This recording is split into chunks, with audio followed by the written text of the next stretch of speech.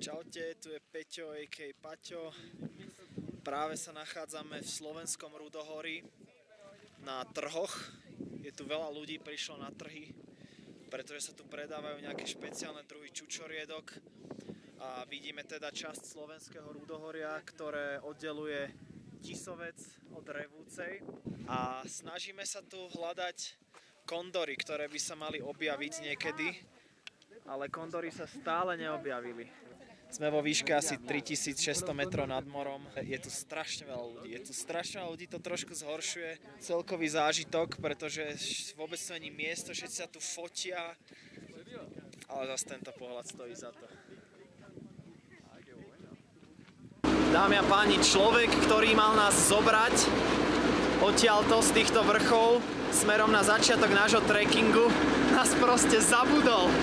A museli sme si tu nájsť proste nejakého farmára, ktorý nás tu berie ako dobytok smerom k mestečku, kde sa začína náš trek. On normálne zabudol asi 10 ľudí. Toto je dobrodružstvo. Eso es la aventura.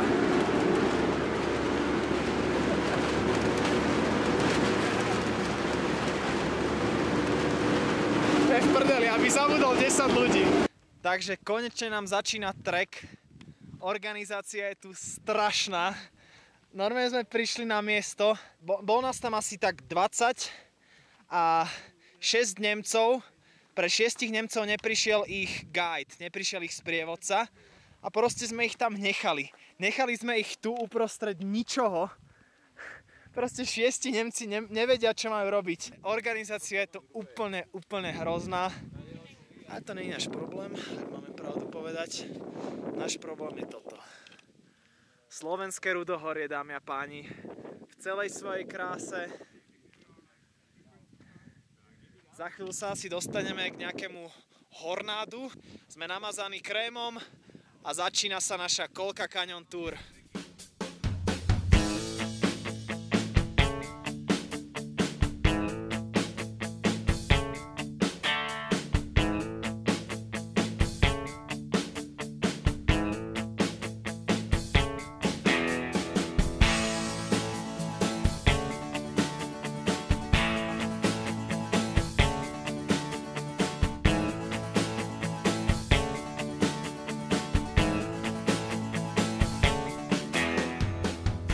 Šlapeme takmer 3 hodiny, už sa mi začínajú podlomovať nohy.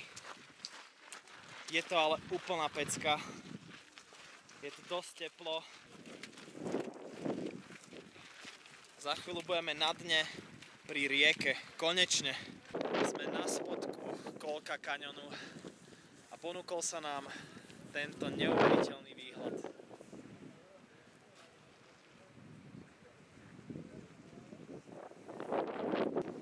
España, Madrid. Kokaina.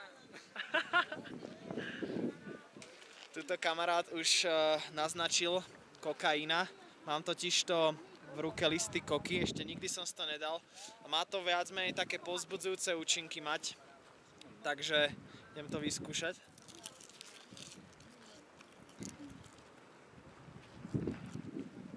To dosť hnusné, uvidíme, čo to so mnou spraví. Možno ďalšie video už bude mať obrovské očné bulvy a budem sa potiť.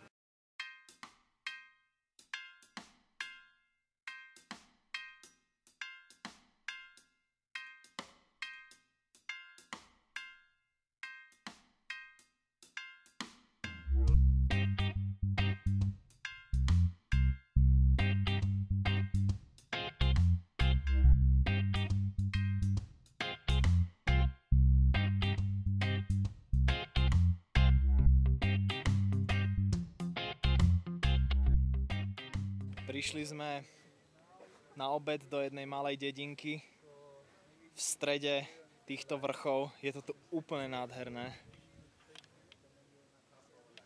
A zatiaľ som si dal polievku, ktorá chutila asi tak 20 krát lepšie, samozrejme kvôli tomu, že som úplne unavený. A tuto papáme všetci.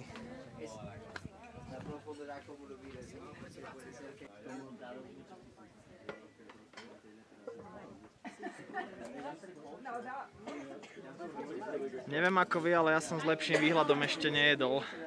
Tak pokračujeme v našom treku. Ešte asi 2 hodinky a bude koniec. Sme celkom unavení. Ideme už len hore. Je to dosť náročné.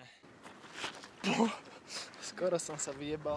Tak postupne nám končí náš trek. Už len 10 minút a prichádzame do malej dedinky, kde okrem iného sú bazény. Takže na to sa neuveriteľne teším. A už sa len vychutnávam pomaličky túto riečku a tento kaňon s vrchmi. A už som dosť unavený. Vidíme sa v bazéne snáď s pivom. Pán premiér, čo robíte v Peru? Som vás tu nečakal. Klasika neodpovedá. Na otázky na telo, tak ho necháme. Sem smerujeme.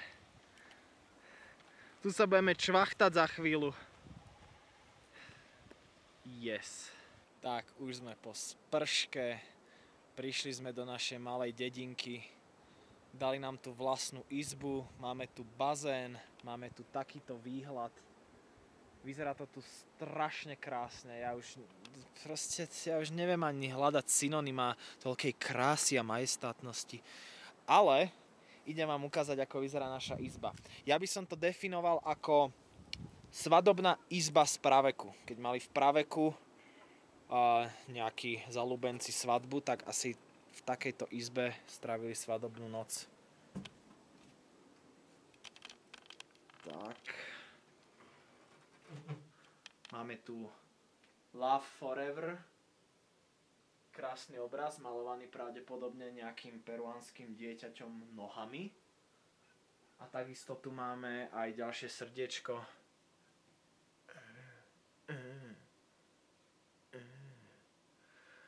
A máme tu ešte aj paprať. Jo, paprať. A toto je naša posteľ, ktorá veľmi nezapadá do konceptu pravekého človeka. Ale je to tu super a ideme sa okúpať. A je to tu perfektné.